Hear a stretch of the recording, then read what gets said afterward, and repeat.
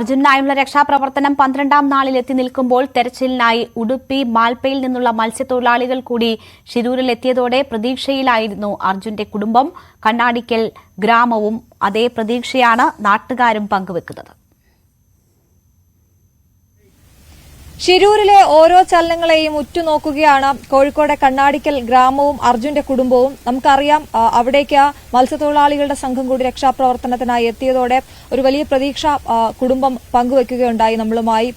അവിടെ നന്നായി അറിയുന്ന മത്സ്യത്തൊഴിലാളികൾ രംഗത്തേക്ക് എത്തുകയും അവർ അവിടേക്ക് വെള്ളത്തിലേക്ക് ഇറങ്ങാനുള്ള സന്നദ്ധത പ്രകടിപ്പിക്കുകയും ചെയ്തപ്പോൾ ആ പ്രതീക്ഷ അവർ കൈവിടുന്നില്ല. അർജുനെ ഏതെങ്കിലും രീതിയിൽ ഇങ്ങോട്ടേക്ക് എത്തിക്കണം, തിരികെ കണ്ണാടിക്കലിലേക്ക് കൊണ്ടുവരണം എന്ന വലിയ ആഗ്രഹത്തോടെ കാത്തിരിക്കുകയാണ് ഒരു ഗ്രാമവും അർജുന്റെ കുടുംബവും. കഴിഞ്ഞ ദിവസം അർജുന്റെ കുടുംബം ഷിരൂരിൽ അവിടെ ഉണ്ടായിരുന്നു. അവിടെ നിന്നും 2 പേർ ഇപ്പോൾ തിരികെ നാട്ടിലേക്ക് എത്തിയിട്ടുണ്ട്. നമ്മൾ അവരോട് അവരുടെ വീട്ടിലേക്ക് അവരെത്തിയപ്പോൾ വലിയൊരു സങ്കടം നമുക്ക് അവിടെ നിന്നും പ്രേക്ഷകരുമായി പങ്കുവയ്ക്കാനുള്ളത്. അർജുനുമായി മാത്രമേ മടങ്ങൂ എന്ന് പറഞ്ഞ ആ സംഘത്തിലെ അല്ലെങ്കിൽ അർജുന്റെ ബന്ധുക്കളിലെ 2 പേരാണ് ഇപ്പോൾ മടങ്ങിയെത്തിയിരിക്കുന്നത്. അർജുന്റെ അനിയനും മറ്റൊരാളും മടങ്ങിയെത്തിയിരിക്കുന്നു. അതേസമയം അവിടെ സഹോദരി ഭർത്താവ് ജിതിൻ, അമ്മാവൻ, അർജുന്റെ അമ്മാവൻ അടക്കമുള്ള ആളുകൾ അവിടെ തുടരുന്നുണ്ട് ശിരൂരിൽ. അവർ രക്ഷാ ദൌത്യത്തിന് അടുത്ത് തന്നെ നിലയുറപ്പിച്ചിട്ടുണ്ട്. അവർക്ക് അതിനായുള്ള പാസും നൽകിയിട്ടുണ്ട് എന്നുള്ളതാണ്.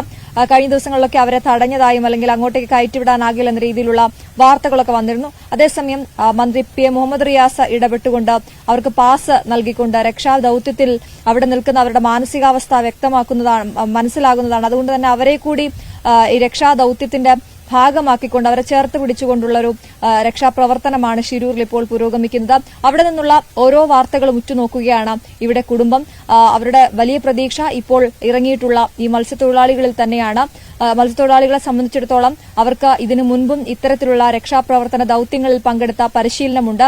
അത് ഈ ഘട്ടത്തിൽ, ഈ നിർണായക ഘട്ടത്തിൽ അത് അർജുനെ തിരിച്ചെത്തിക്കാൻ കഴിയുമെന്ന പ്രതീക്ഷയും ഇവിടെ നാട്ടുകാരും ഒപ്പം അർജുന്റെ വീട്ടുകാരും പങ്കുവെക്കുന്നുമുണ്ട്. അർജുന്റെ വീട്ടിലെ അഞ്ജുവുമായി ഞാൻ സംസാരിച്ചിരുന്നു. അർജുന്റെ സഹോദരി അഞ്ജുവുമായി സംസാരിക്കാൻ സാഹചര്യമുണ്ടായപ്പോൾ സംസാരിച്ചപ്പോഴൊക്കെ അഞ്ജു പറയുന്നതും ഇതുതന്നെയാണ്. ആദ്യമൊക്കെ വലിയ രീതിയിലുള്ള ആശങ്കയുണ്ടായിരുന്നു.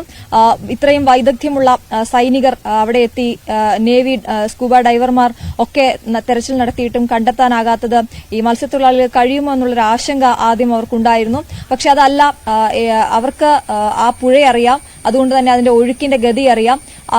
ആ തെരച്ചിൽ അത് ഫലം കാണുമെന്ന പ്രതീക്ഷയോടെ ഉറ്റുനോക്കുകയാണ് അർജുന്റെ കുടുംബം. എന്തായാലും ആ പ്രതീക്ഷ കുടുംബത്തിന് ഇന്നുണ്ടായിരുന്നു. ആ നാട്ടുകാരും അങ്ങനെ ഒരു പ്രതീക്ഷയിലായിരുന്നു. കേരളം ആകെയും ഉറ്റുനോക്കിയത് ആ വലിയ വലിയ ദൗത്യങ്ങളിൽ പങ്കാളികളായ മാൽപ്പേ സംഘം അത്ഭുതങ്ങൾ കാട്ടുമോ എന്നതായിരുന്നു. പക്ഷേ ആദ്യ ദിവസം ഇപ്പോൾ 6-ലധികം ശ്രമങ്ങൾ അവരുടെ ഭാഗത്തു നിന്നും ഉണ്ടായിട്ടുണ്ട് എങ്കിലും നിരാശയാണ് ഫലം. പക്ഷേ അവർ ആ ശ്രമം തുടരുകയാണ്, പിന്തിരിയാൻ തയ്യാറായിട്ടില്ല. അത് പ്രതീക്ഷ നൽകുന്നതാണ്. നമുക്ക് കാത്തിരിക്കാം. അവിടെ രക്ഷാപ്രവർത്തനങ്ങൾ പുരോഗമിക്കുകയാണ്. മാത്രവുമല്ല, മറ്റ് സാധ്യമായ എന്തൊക്കെ വഴികളുണ്ട് എന്നത് സംബന്ധിച്ചുള്ള ആലോചനകളും ഉണ്ട്. കൂടുതൽ സാങ്കേതിക സംവിധാനങ്ങൾ എത്തിച്ചും തെരച്ചിൽ വരും ദിവസങ്ങളിലും തുടരാൻ തന്നെയാണ് അധികൃതരുടെ തീരുമാനം.